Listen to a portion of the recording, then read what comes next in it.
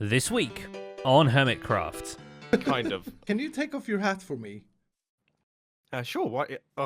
You know what? I'd forgotten that I was naked as well. So Yeah, Welcome to the Hermitcraft Recap. My name is Pixel Riffs, our writer is LoyXP, and would you look at that, the server hasn't been destroyed by the button yet. Oh no! Okay, wrong button, but same principle.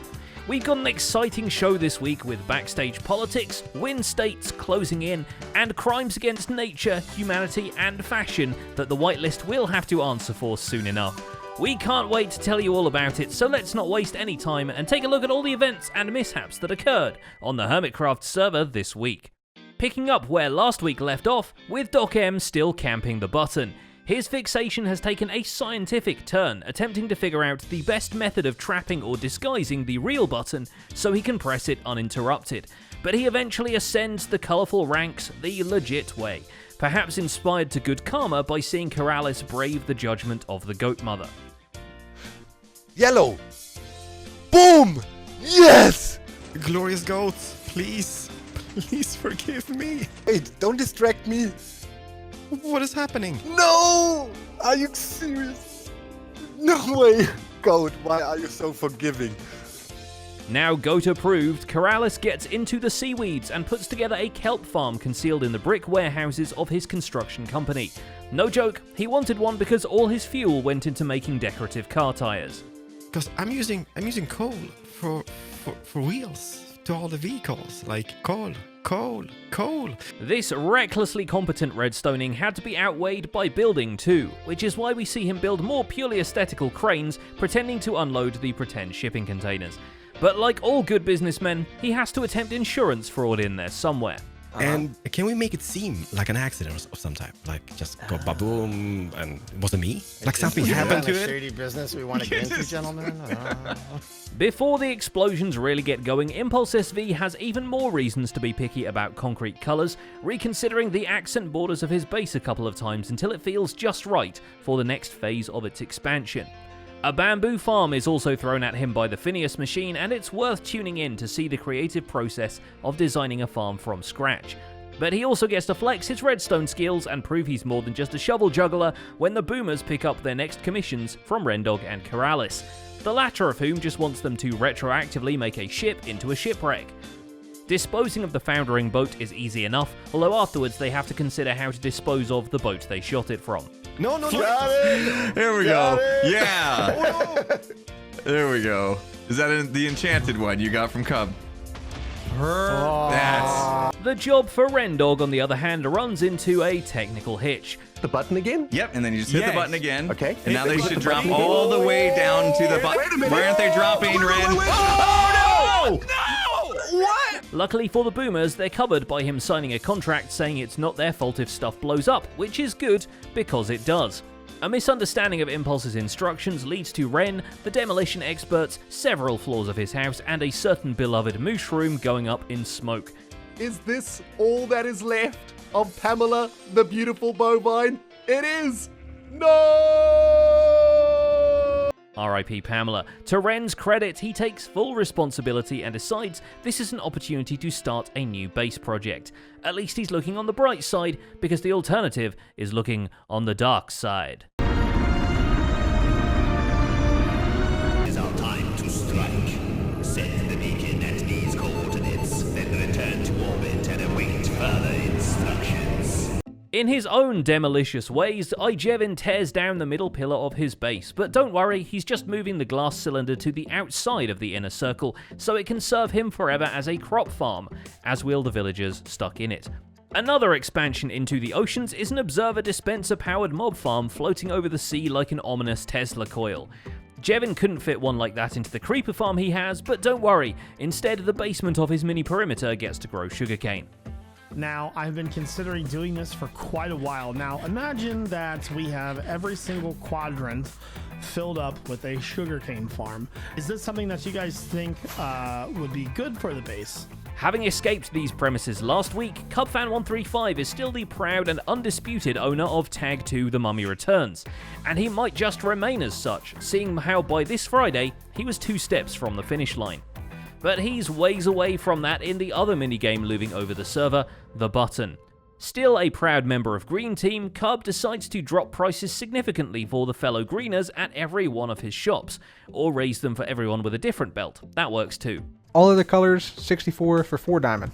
So 4 times the price. There we go. Okay, now that that's resolved, back to the base.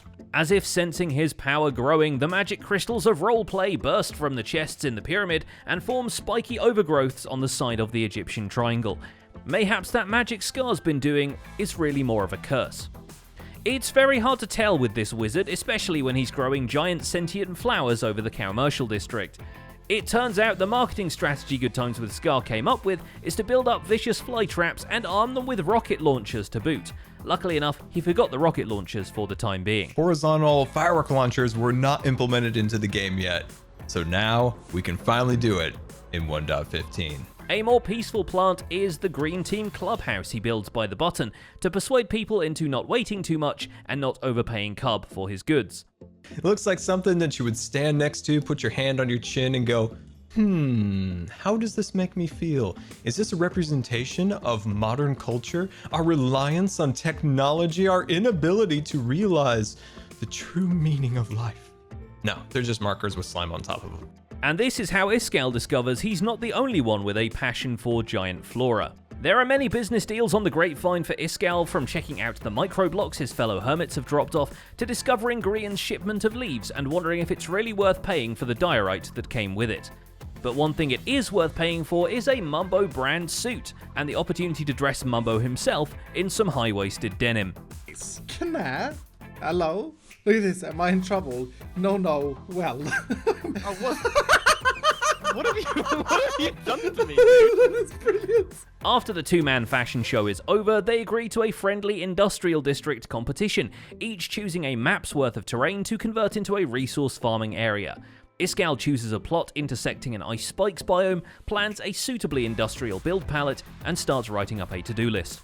Mega TNT Chamber of Doom. Stress Monster's industry of choice is getting help on several fronts. Perhaps it's the prestige of being on the Green Team, but Azuma dropping off the first shipment of witchy potions and a ton of extra ingredients certainly helps.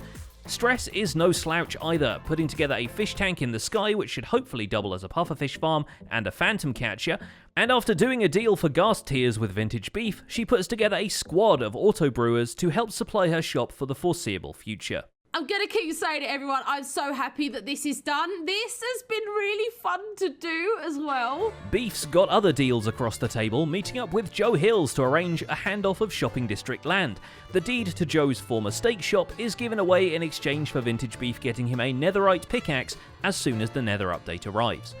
In its place, Beef sets up a record store with discs he's farmed in a nearby ravine. But first he has to unmask the spits after the goat father struck last week. We'll see what the llama dad has to say about that. There's something I have to do. Doc owes me something. He owes me a dragon head. There's plenty of land for Joe Hills back at his winery, which is now terraformed to the nines, with even the early game crop farms moved to a more suitable place behind the stable. The main building is feeling familiar enough that he moves out of the shipwreck base, and wanting to stay on top of the latest news, he claims a copy of the Hermitan Herald, on the condition that someone else digs up the diamonds for his subscription fee. Adventurously yours, Joe Hills. I think Cleo should find it an enjoyable jaunt right here, so conveniently located at the bottom of the stairs. Unfortunately, the editor-in-chief of the place is a bit busy for scavenger hunts at the moment. One of those free armor stand vouchers comes back to bite her, and Zombie Cleo is off to XP Crafted's bunker to once more fallout it up. Yes, I was wondering when these were going to make their... I'm taking this now, by the way, so... Yeah, no, that's fine. In a grand time-lapse, she nudges and tweaks the stick statues to form the survivors of the apocalypse, with varying degrees of survival. Plus, as a special treat, we get to see her build the house for XP's recently ended build contest. This guy is panicking because his friend has just started to fall into the tank. This guy, not bothered. Also got dead eyes. Like Jamiroquai before him, XP Crafted is going deeper underground. The vault certainly gets a spark of life this week, and not least because of details like ceiling lights, internal doors, and decontamination chambers. Once Zombie Cleo has worked her magic, whatever contamination exists outside seems to turn people into cod, but at least there are some familiar faces on the inside, watching as XB adds a food storage room and a Jev door concealing the entrance to and from the parking garage. That's fine. To open and close it. Like I said, when you're on this side, you're going to see the pistons. I don't know that there's a way to... It doesn't matter. Actually, there probably is. XB also swings by a shady new establishment in the shopping district. Built by Etho, Shady Ease is a shop which he explains combines all his weird ideas for shops under one roof. And it's quite the roof. Inspired by Maniac Mansion and selling subscription boxes for now, the shop is permanently in the shade thanks to a ceiling of ice collected from his fully operational ice farm. To cast a permanent shadow even during the daytime. Although unconveniently it is nighttime right now. He lucks out in it too, snagging the exact piece of land False Symmetry wanted to do a shop of her own on. Not too fussed about it, False just wheels an area by Rendog's logs into existence, complete with a mesa-fied cliff and a westerny cow skull to match the theme. False actually patronizes Etho's new establishment too, if only to order some glass now that her own stock went up on every horizontal surface of her space cannon tower. Which is looking distinctly less space cannon now that she's added ornate glyphs and runes flowing through the outer walls of the build. I feel like I should make like a little orb or something, like a little gem, yeah, like a gemstone, you know, sort of placed up there, but I don't really know. Hypno, on the flip side, throws some darker contrasts to his own concrete structure, even if it's just the lightest of the greys. Along with the glass panel windows, it helps add some character to the modern mansion as well as protect from the baddies who, by now, have nowhere else to go, what with the lanterns littering the islands of Hypnotopia. They'll at least have an easier time home invading now that the owner has developed a taste for terraforming along with a functional front yard. I went back through on the live stream that I was doing that on and I reshaped this a bit so we have a lot less of the unnatural pyramid shapes going on. I think this looks pretty good. For more cubic concrete adventures, look no further than Azuma Void. The concrete blast chamber has been in the works for a while now and it keeps getting more complicated. Azuma reveals that he wanted to add a stone generator to it, and the piston feed tape becomes yet more intricate. Now the reason we'll need an additional junction is because we can create something like this, and unfortunately my attempts to automate this hasn't worked out too well yet. The more familiar materials, in the meantime, are used for an archway connecting two towers over the jungle and holding in place the AFK chamber from back in the day, which we get an artistic time-lapse of. And speaking of AFKing, Azuma reveals that some behind-the-scenes tweaking of the server has significantly improved the hardware's performance, meaning they removed half the lag from the server. Now once Grian removes the other half with his Infinity Bracelet, we'll be golden, until the Nether update throws the whole thing under the bus. And we've actually found a way of getting way more performance out of this thing, which is fantastic. When a lot of people log in, it's time to log out if you're AFK, as the server tends to struggle. But it's not doing that, and it means I can spend loads of time in this area. But on that subject, yes, Grian now has only the red concrete piece left to collect. And not a minute too soon, because the redstone is calling to him. He even clears out the foot of his mega build to have space for future contraptions. Surely this calls for appropriate attire, and Grian stops by Mumbo's Bits shop hoping to acquire a helpful mustache to help him through the machinations. But unfortunately, he is too late, and Tango already has dibs on that. They make do. Having instead bought Mumbo's hair, Grian shaves out the shape of the stash and proudly glues it to his own face, leaving poor Ollie with the weirdest buzz cut ever. Couldn't get your mustache, so this is the next best thing. This hairy situation comes into play once more later when Grian decides that with taxes already established, the server sure could use a governing body of sorts. He's already arranged for himself, Scar, and possibly B-Dubs to take on the Town Hall project to officialize the commercial district into being a town. But while the three builders are stuck scheduling their collab, Grian is already 3 alternative universes ahead of the curve, and starts prepping the flyers for the mayoral campaign. Not his own, mind you, Mumbo Jumbo's. I basically headbutted, face planted this poster like so. At least he's picked a candidate who's good at selling himself, although he might need to clean up his image first. That's great. All of these noises are worse than laughs, dude. No. What does it look like? It's oh gosh, I haven't seen. Oh. Oh no. Who knew that a mustache was the only thing keeping Mumbo's eye from just floating away? And while he might be running uncontested at the time of writing, he's got competition from Iskall in the industrial sector. Mumbo's wasteland-themed automation district gets an outline, but the rest of his time is occupied by working on a giant honey and slime block piston door for Tango Tech, who turns up to inspect it, sporting some familiar facial hair. So you Is can this do the the honors magic and you can button? press the button. Okay, all Yeah. right. There we go. That. He breaks it shortly after. The door, not the mustache. This too is but a drop in the episode of pain and frustration, when a much more risky contraption fails him for a much more unfair reason. It turns out the Ravager teleportation trick, highlighted way back when by Simply Sarg, really works great magic and teleports you amazing distances, but only as long as you aren't playing with friends at the time.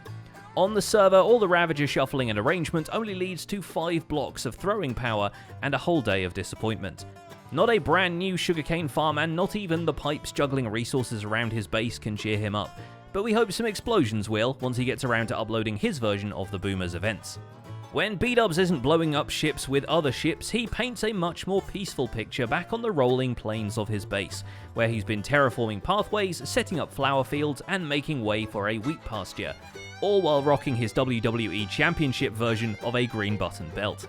We did something great for the community and saved it from going any lower than green. How kind of us. And finally there's Zedaf in his cave of contraptions, soon to get moist and vegetal. His words, not ours. Do a little bit of decorating as well, kind of show you the palette, the palette that I am going for. Moist and vegetal, I'm very sorry. That's the only way I could describe the palette that we're going with. It is. Zed continues his project from last week, which was the Sky Imitation Sun Detector that tracked the celestial body across the sky and mimicked it in the Down Under. But as with everything in Minecraft, completing it proved quite a challenge, as the quirks of nighttime detectors came in and turned the Moon Tracker project right on its head. Luckily, where 1.8 Minecraft mechanics failed, 1.5 came to the rescue, and a few hopper clocks later, Zedaf becomes the proud owner of a sky that never rains. Now to never get any use out of that moon simulator, as long as B-Dubs has something to say about it. And that's about it for this week's recap. Our writer is LoyXP, and my name is Pixelriffs, and I am reaching the point of becoming all-powerful in Skyblock, starting by creating a jungle biome. There's a link to that in the end screen theatre. Don't forget to leave a like while you're still here, and subscribe so you won't miss future recaps. Thanks for watching, and we'll see you next week.